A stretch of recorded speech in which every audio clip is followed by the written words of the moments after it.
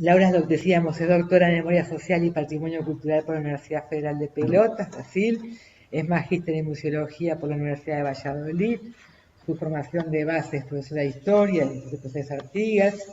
Tuvo 2 instancias de investigación, en el 2016 en el Centro UNESCO Lucio Costa de PAM y en la Universidad Complutense de Madrid al año siguiente.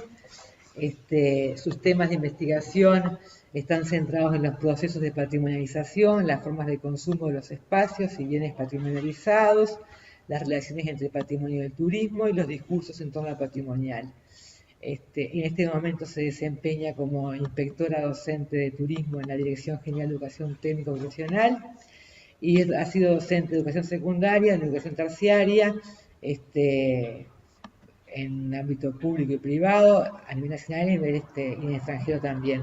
Así que le invitamos le dejamos el micrófono. Sí, soy Mar. Bueno, primero que nada, qué lindo estar presencial, después de tanto, más alto. Porque acá tenemos el Sí, el micrófono allá. Se escucha mejor. Dale, si no se escucha nos avisarán. Bien, yo tengo presentación y creo que es esta, ¿no? Sí. Bueno, en realidad contarles que de lo que voy a hablar es un poco distinto de lo que se viene conversando porque no está centrado en la actividad específica de un museo, sino en el patrimonio como espacio de reflexión. Voy a tratar de ser sintética, no es una de mis cualidades, pero está.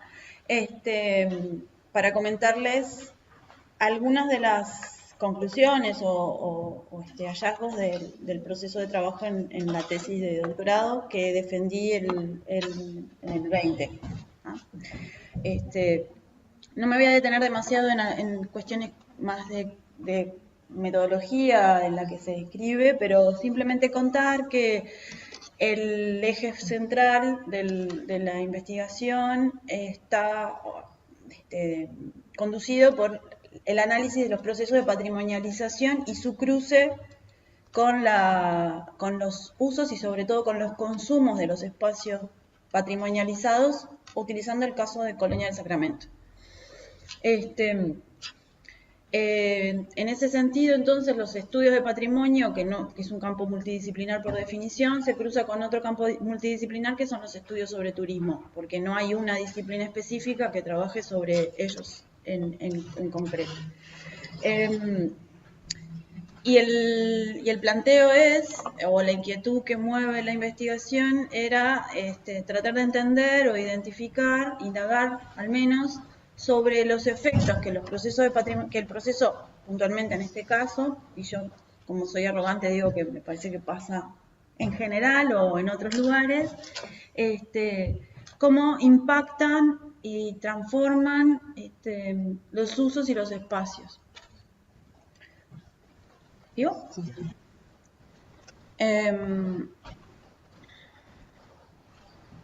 Bien. En ese sentido, entonces, nada, esta propuesta está orientada a partir de esto, ¿no? De la fórmula del estudio de caso, en un diálogo entre pasado y presente, porque el patrimonio, la patrimonialización busca activar memorias y siempre está poniéndonos en diálogo con el pasado, pero resignificado en el presente. Es decir, no son el pasado, son el presente que dialoga con el pasado. Y como se trata de lo patrimonial, digamos, el bagaje instrumental es diverso y es heterogéneo porque nos nutrimos, yo como aclaró Natalia, provengo de la historia, pero uno utiliza muchas herramientas de los estudios antropológicos, pero también lo terminas cruzando con la mirada del turismo y del consumo. Esto es simplemente para poner en evidencia cómo uno de los elementos que caracteriza en particular a Colonia del Sacramento, pero que podemos identificar en otros casos. ¿No se escucha? Sí se escucha. Bien. Perdón, entonces. Está bárbaro. el tema es que las ciudades patrimonializadas, el caso de Colonia es prototípico de muchas ciudades patrimonializadas, se convierten en destinos turísticos. No son destinos turísticos por definición, tampoco son patrimonio por definición. Son patrimonio porque les atribuimos ese valor y en la medida en que se convierten, tienen esa condición de interesante, el consumo, el uso de esos espacios, entre otros, pero en el mundo actual principalmente, empieza a ser el consumo turístico. Y eso hace que entren en repertorios internacionales. Colonia del Sacramento es nuestro primer patrimonio en la lista del patrimonio mundial. Entró en el año 95 en la lista. Eso la transforma simbólicamente. Ya tenía condición patrimonial. En realidad el proceso de patrimonialización de Colonia se puede rastrear hasta principios del siglo XX, cuando empieza a ser visualizada como un espacio singular, de algún valor, solo por algunos, gente muy rara, lo que en la literatura llamamos emprendedores del patrimonio, sujetos que veían en las piedras viejas cosas interesantes y en un barrio absolutamente pauperizado un lugar de valor. Eso lentamente se transforma en el relato patrimonial de Colonia y finalmente el proceso de patrimonialización se acelera, sobre todo a partir del final de la década de los 60, cuando se inician las obras de recuperación y sobre todo las obras de reconstrucción de algunas de las áreas más prototípicas de lo que hoy es Colonia del Sacramento que conocemos. Por ejemplo, la muralla, Puerta al Campo, la demolición de algunas de los elementos que para quienes hicieron el proceso de patrimonialización y de recuperación no servían para el relato que la ciudad tenía que hacer. Porque la patrimonialización siempre selecciona.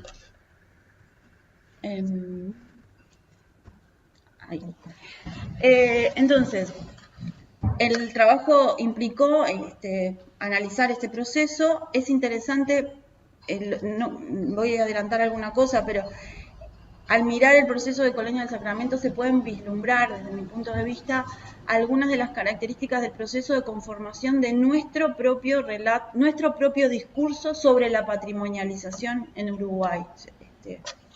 A ciertas fórmulas que diría que se siguen repitiendo hasta la actualidad.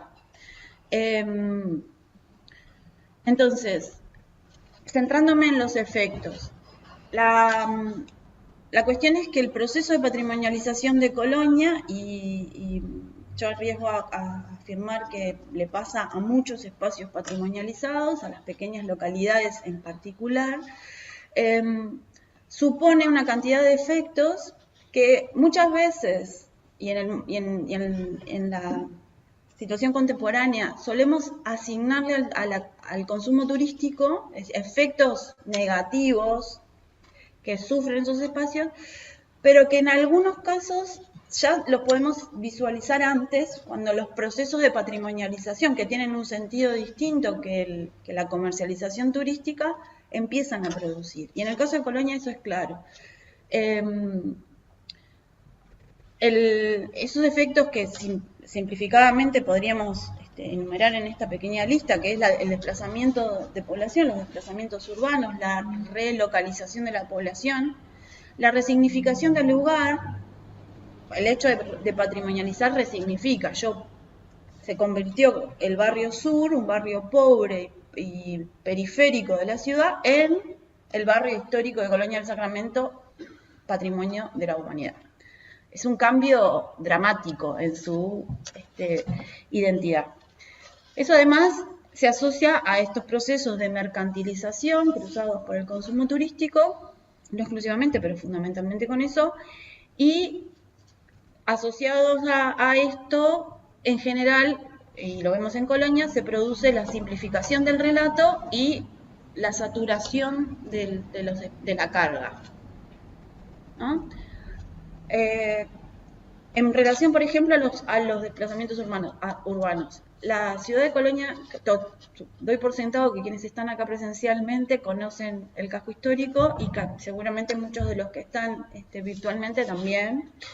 Es una pequeña localidad, tiene la ciudad de Colonia, capital de Colonia del departamento, tiene 26.000 y algo de habitantes, está enfrente a Buenos Aires, que tiene 3,5 millones, más el conurbano 14, 16 millones de habitantes.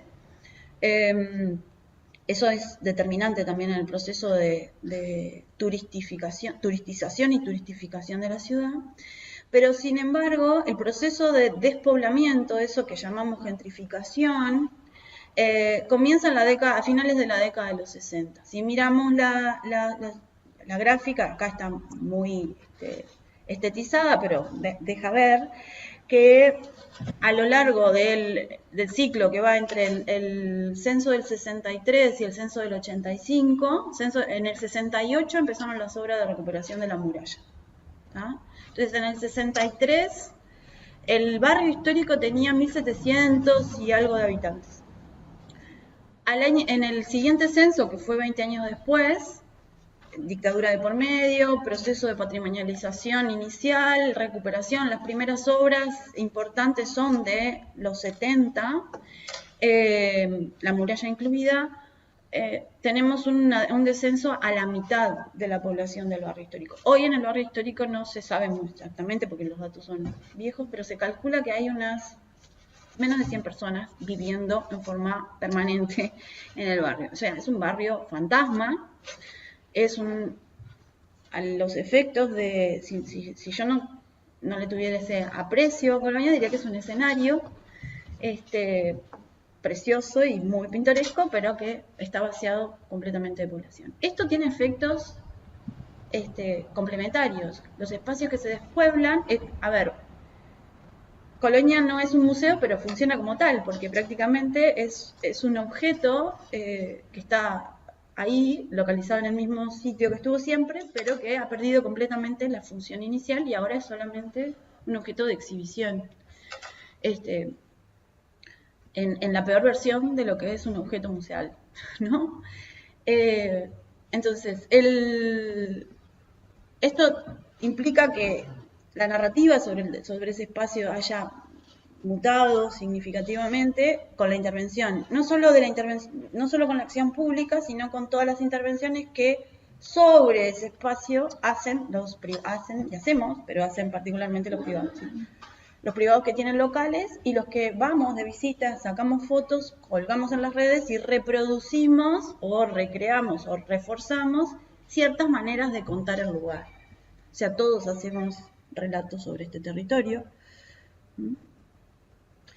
Entonces, esto determina que hoy sea un espacio altamente turistizado, porque ofrece muchos servicios a los turistas, pero también altamente turistificado. Estas dos palabras que están de moda, la distinción que se suele hacer en la literatura, no del todo académica, pero sí se va incorporando, es que la turistización sería la acción de adecuar los espacios a los usos turísticos, generar equipamientos, y la turistificación es cuando eso se extrema y se generan estas condiciones escenificadas o distorsionadas. Por ejemplo, Colonia, yo les decía, tiene menos de 27.000 habitantes y recibió en 2017, que fue el último año, en el 19 también, pero el 17 fue un año especialmente bueno para el turismo uruguayo, recibió más o menos 300.000 turistas, quiere decir 300.000 personas que pernoctaron en la ciudad.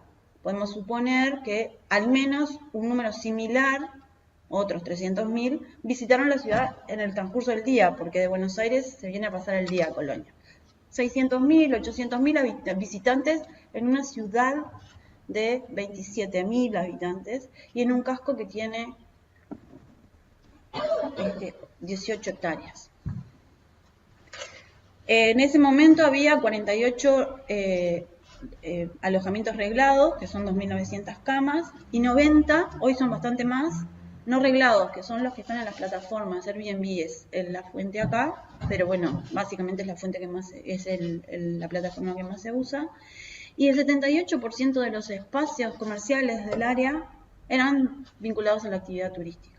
Rentadoras, mucho de comer, bueno, los hoteles, casitas de souvenir, no hay carnicería, no hay mercería, no hay ferretería, no hay farmacia, no hay almacén en el casco histórico. No hay comercios de proximidad. Es más, los comercios de proximidad ni siquiera están en el área contigua, porque el centro inmediato también está sufriendo los efectos de la despoblación. Entonces, ¿qué le pasa a estos lugares? Que se convierten en esto, en sitios para mirar, ¿no? Se sacralizan los espacios, se sacralizan las fotos. Esta foto seguro, no sé si ustedes tienen, pero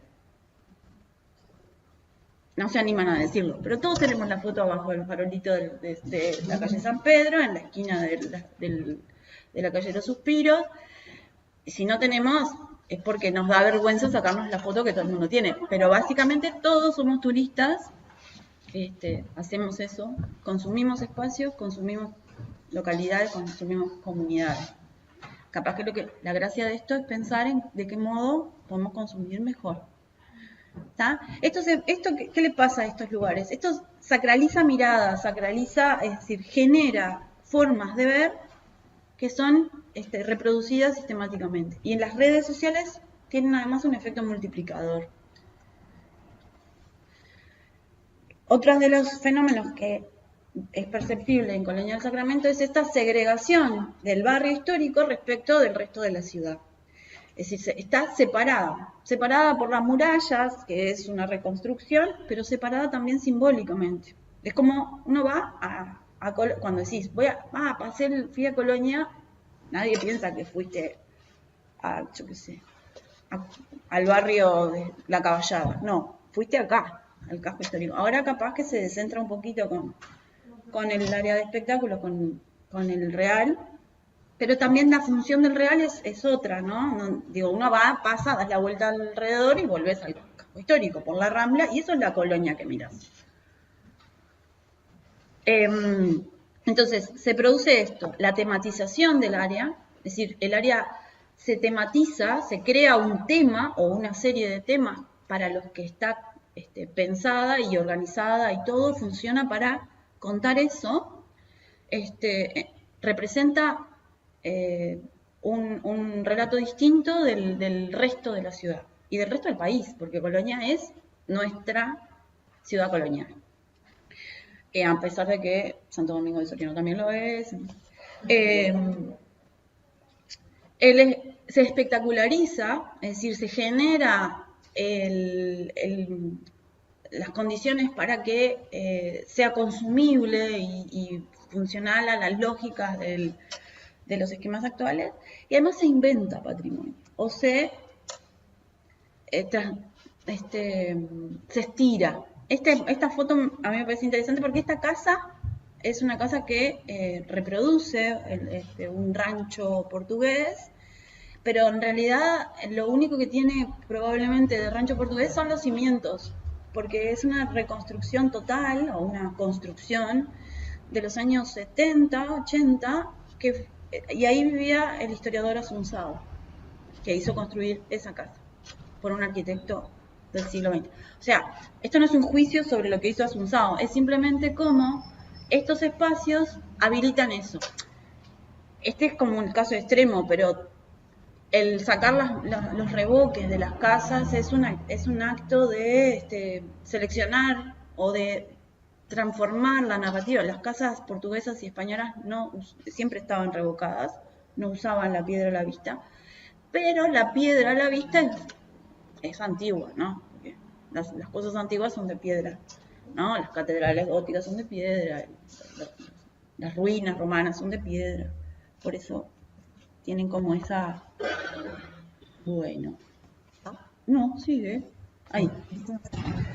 No sé, hay veces que reacciona con uno. Bueno, otros efectos, saturación de la carga. No me voy a detener en el concepto de capacidad de carga, que proviene de las ciencias ambientales, pero que hoy usamos para los espacios culturales. Esto tiene efectos sobre los bienes, pero también, y en particular, tiene enormes efectos sobre la experiencia de visita, ¿no? Es decir, no le pasa solo a Colonia, le pasa a los museos estrella, ¿no? qué experiencia de visita se tiene, cómo se ve el ejemplo más característico, la Gioconda en París, que pasa allá. Le sacás la foto movida y esa es tu experiencia frente a una obra clave del arte occidental. Ponele. Colonia no tiene esa magnitud, pero bueno, hay una gran saturación. En algunos, los fines de semana o la semana de turismo y yo qué sé, ahora un poco menos porque están más caros los pasajes, pero con las promociones de Buquebus tenías miles de personas caminando por la calle de los Suspiros en esa área que es súper reducida.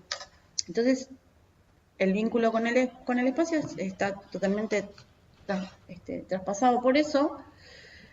También otro de los fenómenos que es posible identificar, y eso tiene que ver quizá con las formas en las que los uruguayos contamos nuestro pasado y nuestro patrimonio funciona para eso, es que existe allí lo que podemos llamar el encuadramiento de la memoria. Colonia sirve para contar una cosa, ¿no? Se cuenta una cosa, se cuenta el proceso de fundación de colonización o de poblamiento de este territorio, la lucha de los imperios, las idas y vueltas entre España y Portugal, ¿no? Esa especie de guerra fría del siglo XVIII, pero no cuenta nada sobre las personas esclavizadas que pasaron por ahí, el tráfico, ¿sí? La población que vivía en el territorio ese y que fue desplazada por el proceso de patrimonialización, en el marco además de condiciones no del todo regulares de las instituciones uruguayas, porque fue en la década de los 70. Entonces, hay una cantidad de elementos y sobre la población previa ¿no? Quienes poblaban ese territorio antes de que llegasen los europeos a hacer su propia obra. Entonces, todo eso que hoy, sobre lo que existe investigación, sobre lo que hay cosas para decir, no lo cuenta, no recoge eso, no se actualiza y actualizar en el patrimonio no quiere decir que yo deje de contar lo que ya contaba, sino que a veces es empezar a contar sobre eso otras cosas, hacer otras preguntas, mirar lo mismo desde otros lugares. Eso no pasa en el caso de Colonia, y yo arriesgo a decir que no pasa en los patrimonios uruguayos. Nosotros contamos, tenemos como elemento, después le agregamos otros anclajes, otros puntos de memoria diferentes, otros dispositivos memoriales para eso. O sea, Colonia cuenta su historia de piedra y colonial, no se discute eso. Entonces, en términos generales, las principales conclusiones, que hay una circulación del discurso que uno puede identificar en Colonia, por ejemplo, en el sentido de que los hacedores de la narrativa patrimonial generan un discurso sobre la ciudad que es tomado por quienes habitan, en general quienes usan ese espacio como espacio comercial, ¿no? Los agentes del turismo lo resignifican, lo devuelven y el patrimonio vuelve a tomar eso y usa todo el tiempo. Entonces tenemos la foto del Día del Patrimonio, una cachila de Colonia como metáfora de lo patrimonial. La cachila de Colonia no tiene particularmente ningún sentido específico en Colonia, ¿no? Pero bueno, sí. El cambio de estatuto que genera esta extinción de prácticas sociales, ¿no? Es decir, eso de que no haya población en el casco histórico, no solo significa que no hay población, es que todo lo que esa población haría en el espacio público no se hace más, ¿no? La gente no va al almacén porque no hay. No se junta en la cantina de la esquina porque en vez de cantina hay un super restaurant brunch que sale carísimo y o sea, desaparece. A ver, las prácticas sociales se transforman todo el tiempo, no todo el tiempo las modificamos. Pero en este caso hay algunas aceleraciones que podríamos estar visualizando como efecto de la patrimonialización primero y de la turistización después.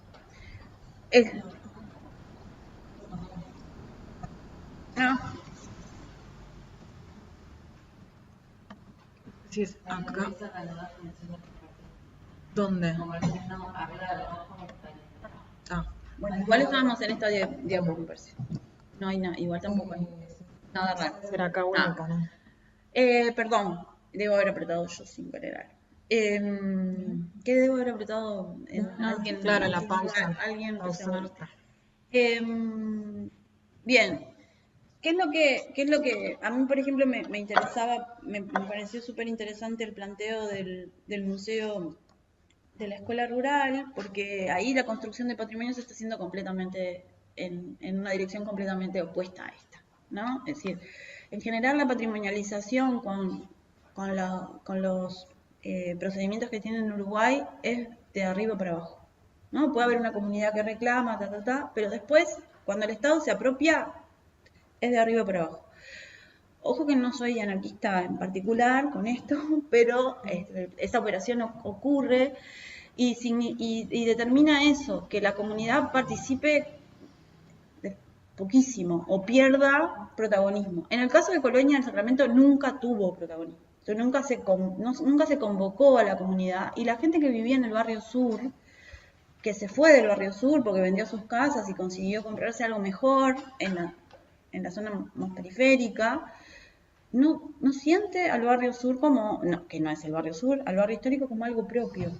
Algunos ni siquiera lo visitan. Hay una cantidad de estudios que se hicieron sobre, no los hice yo, pero que se hicieron durante el proceso de elaboración del plan de gestión del casco, que se trabajó con la comunidad y la gente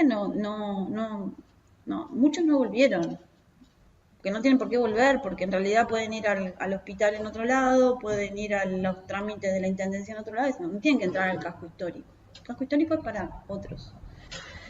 Entonces, la comunidad local no es partícipe, pero sí la ve con interés porque no deja de ser la principal fuente de ingresos de la ciudad. Entonces trabajan ahí en todo caso, cerca. Y otra de las conclusiones que les adelanté un poquito, que no me voy a ampliar demasiado, pero uno puede identificar en el proceso de patrimonialización de Colonia prácticas heterodoxas y pragmáticas, ¿no?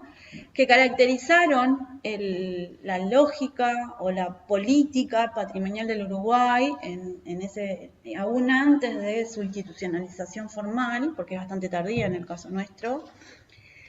Pero mirando lo que ha seguido siendo la institucionalidad patrimonial, la comisión, esta lógica, ¿no? Acá actúo de esta forma, acá aplico esta otra, restauro acá con esta lógica y acá hago una reconstrucción y esa operativa, es más, el propio plan de gestión de Colonia fue generado, que puede ser bueno, pero fue generado con esta lógica. No se ascribe a ninguna línea particular, sino que es como que va respondiendo sobre la marcha. Eso, por ejemplo, explica por qué el Uruguay tiene una ley de patrimonio tan vieja que sigue vigente y aunque todo el mundo la quiere cambiar, no cambia. Y podemos patrimonializar a Colonia y al candombe y a la torta frita ¿no? Claro, porque es lo suficientemente laxa como para que la estires. Y finalmente también esto, ¿no? Los procesos de patrimonialización tienen impacto cultural, tienen un impacto que uno, así como hablamos del impacto ambiental, ¿no? Tienen impacto cultural, transforman la manera en que percibimos los lugares, en que los lugares se viven, en que los lugares se usan. Entonces, hay que tener cuidado cuando hacemos esto, digo, o por lo menos saber que van a producirse esos impactos, ¿no? En qué medida se atiende a la población local. ¿Qué sería deseable lograr? Minimizar esos impactos, no en el caso de Colonia, ya creo que es irremediable, pero en otros casos, pensemos en Fray Bentos, pensemos en Estación Atlántida, por ser dos ejemplos comparables, porque están en la lista del Patrimonio Mundial. Promover formas efectivas de reapropiación del espacio, ¿no? Es decir, esa ciudad, ese casco despoblado probablemente no se pueble de nuevo, primero porque los precios con los que pretenden vender las casas no existen, pero aún si eso se hiciese de otra manera, no son lugares habitables con los esquemas nuestros. Yo quiero tener un lugar que no esté lleno de humedad, que el baño sea cómodo, que haya luz, o sea, está bien eso. Entonces esas casas no tienen esas condiciones, pero otras formas de reapropiación, ¿no? Es decir, que la comunidad local sintiese que ese lugar le pertenece. Y para evitar las sobrecargas, estos espacios necesitan la desconcentración, ¿no? Es decir, usar el territorio en forma ampliada. El corredor de los pájaros pintados era una buena experiencia, no existe más, o por lo menos no está activo desde el ministerio actual. Descentraba, utilizaba el corredor, ¿no? Es decir, Colonia y Fray Bentos están a 200 kilómetros, para nosotros es mucho porque somos uruguayos y todo nos queda lejos, pero la gente viaja a eso, ¿no? Vas y venís. Creo que y bueno, y esto que les decía, en distintos lugares uno puede identificar cosas similares. Espacios despoblados, como en Paratí, escenificaciones extremas, ¿no? Sobrecarga y esa especie de saturación que sufre el visitante, ¿no? Es gente que se duerme en la iglesia cansada de haber caminado miles de kilómetros mirando iglesias. Y ahí termina, creo que la que siguiente es el saludo nomás. Bueno, gracias a todos por escuchar. Bueno. Y disculpen por las torpezas.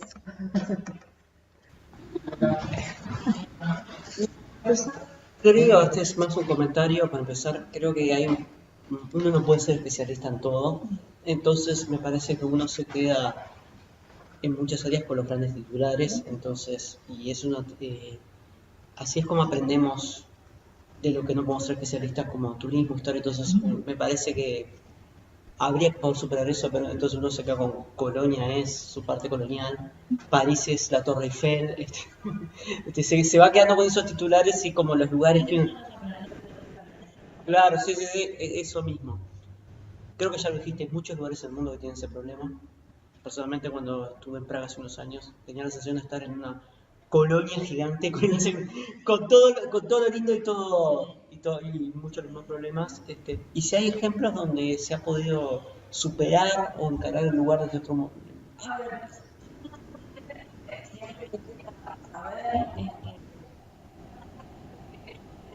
Tengo que no tiene también porque me encanta, pero tengo todo así, Anda a la Torre Eiffel, anda a la Torre Eiffel.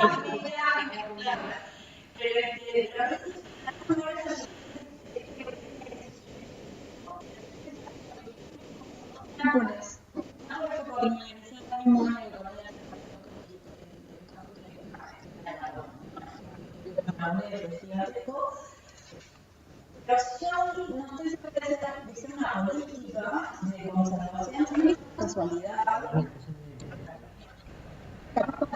Tiene que ver también con la lógica de Italia tiene tantos lugares.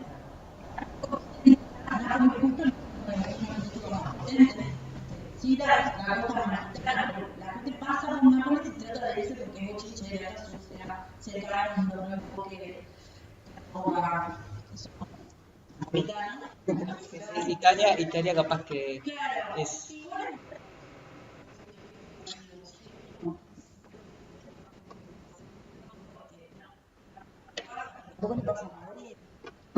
Son capitales también.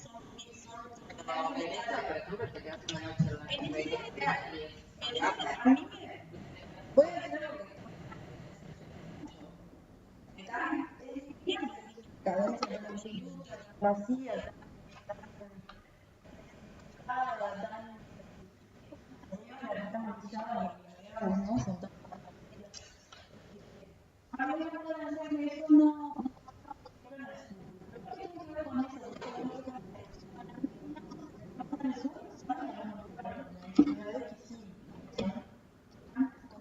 Incorporadas en la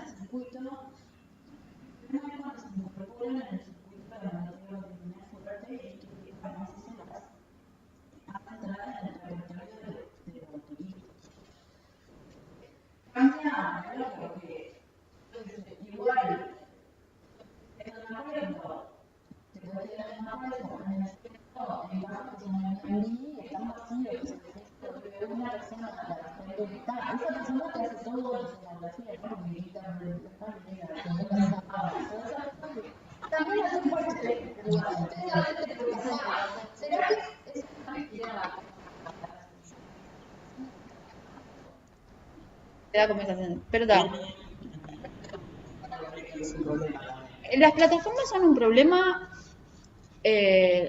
Yo no sé si está bien que lo diga. El problema no es el turismo, el problema no son las plataformas, el problema no es el patrimonio, el problema es el sistema, ¿no? Que comercializa todo. Entonces, no puse una foto, pero ahí mismo en el casco histórico de Nápoles hay una foto que era una cartel de TripAdvisor, era una confitería que venden las esfoliatas, que son esas, es típica pastelería del sur de Italia, la verdadera, no turistificada, y el cartel era de TripAdvisor, o sea, es como, ¿no? En esa lógica, digo, hay políticas de intervención en algunos lugares de recuperación, de intentar devolver a la población o de minimizar la expulsión de la población, porque quizás ese es el factor más determinante para que los espacios estos no pierdan esa condición. Las ciudades las ciudades que no están habitadas dejan de tener la función para la que fueron creadas. Está lleno de ciudades que ya no están habitadas, ¿no? La mayoría las ubicamos en el pasado remoto, pero a estas les pasa un poco así, y se convierten en vitrinas. Mi idea es tratar de identificar casos buenos y visitarlos. Agradecemos, Manuel. Javier quiere hacer una pregunta y le pedimos que... No veo en realidad, por eso te decía que...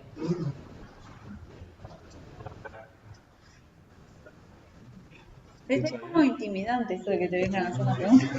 Es raro. No. Un comentario que no sé, Laura y también los participantes si conocen el proyecto. Para Laura, escuchame, una pregunta. Comentario digo para todos, pero también para ti porque tiene que venir de Colonia, ¿no? Obviamente porque es lo que estamos hablando. El proyecto del Museo de Colonia de Sacramento, de Voces Silenciadas, ¿sí? ¿Lo conoces? Bueno, ese fue un proyecto del Museo de Colonia de Sacramento que concursó para un premio Ibermuseos de Educación y precisamente lo que hizo fue identificar este problema de gentrificación y lo que hicieron fue buscar a los vecinos que fueron expulsados de ese barrio y los entrevistaron, ¿no? Ya veteranos, otros no tanto, y precisamente identificar dónde vivían, dónde era el cometillo, ¿sí? Por dónde salían los tambores en ese barrio sur, que no había luz, que aprendían a nadar en el río, ¿no? Todas esas historias las grabaron, hicieron audiovisual bien, y lo que hicieron fue, en aquel momento, no hace mucho, pero habían puesto códigos QR en las fachadas de los edificios de donde hablaban, sobre los cuales hablaban los vecinos. Entonces con el QR uno podía acceder al video y escuchar y ver al vecino hablando de eso. Está creo que en el canal YouTube está, porque lo subieron ahí, digo por si a alguien les interesa, pero me parece un recurso interesante como precisamente por lo que tú hablabas, ¿no? De esas otras visiones o de recuperar memorias que hoy día que fueron expulsadas o que vaciaron de contenido la propia ciudad o el propio espacio. Porque además también nosotros como turistas o visitantes, ¿qué recursos buscamos también para leer ese lugar a donde vamos o para conocer o disfrutar el lugar donde vamos, ¿no? Tener este tipo de experiencia me parece está bueno porque es eso, vas a un lugar que hoy está, no me acuerdo, un restaurante de estos, no me acuerdo cuál es que está, frente a la plaza, uno de estos que tienen en distintas ciudades, y ahí estaba el conventillo, por ejemplo, ¿sí? Entonces, conocer esas historias me parece interesante y es una forma, me parece buena de musealizar el territorio, en este caso.